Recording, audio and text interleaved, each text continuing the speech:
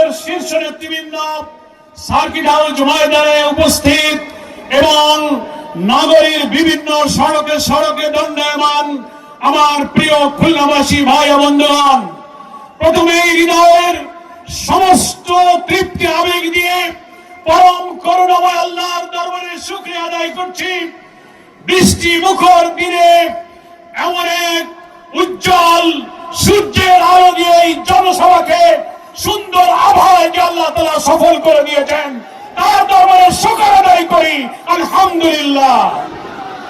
দূর দূরান্ত থেকে লক্ষ লক্ষ মানুষ সার্কিট হাউসকে জনসমুদ্রে যারা পরিণত করেছেন, সংগ্রামী বীর জনগণকে আমরা 11 দলের খুলনা বিভাগের পক্ষ থেকে তাদেরকেও আমি আন্তরিকভাবে শুকরিয়া এবং শুভেচ্ছা জ্ঞাপন করছি।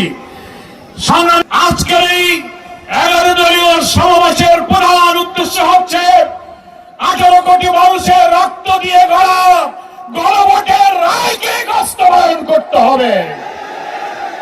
নির্বাচনের 4 মাস পার হয়েছে, সে কথা রাখেনি, 180 ডিগ্রি কথা উল্টায় দিয়েছে। গণরায় কি ছিল?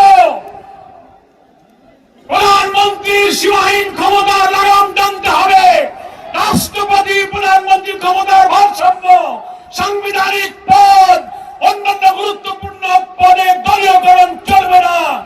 এই সব বিষয়ে উচ্চ কক্ষে পিআর পদ্ধতিতে আরো অনেক গুরুত্বপূর্ণ 86টি সংস্কার প্রস্তাবে আমরা একমত হয়েছিলাম, যার প্রায় 40টি ছিল সাংবিধানিক। গণভোটের 4টি প্রশ্নে 70% মানুষ হ্যাঁ ভোট দিয়ে বলেছে এই সংস্কারের সাথে আমরা একমত আছি। এমনকি দেশের গণভোটকে সংবিধান বিরোধী বলেন, রাষ্ট্রপতির আদেশকে বেআইনি বলেন, তারাও তো হ্যাঁ ভোটে ভোট দিয়েছিলেন।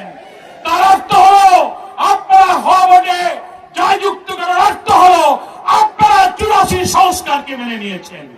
অথচ সেই হ্যাঁ ভোট দিয়ে এখন আপনারা বলছেন এটা সংবিধানে নাই, এটা বেআইনি, এটা রাষ্ট্রপতির এখতিয়ার নাই।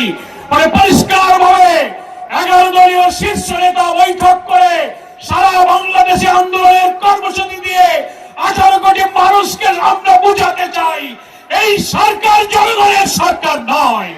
এই সরকারে আমাদের গণভোটের রায়কে কার্যকর করতে বাধ্য করতে হবে।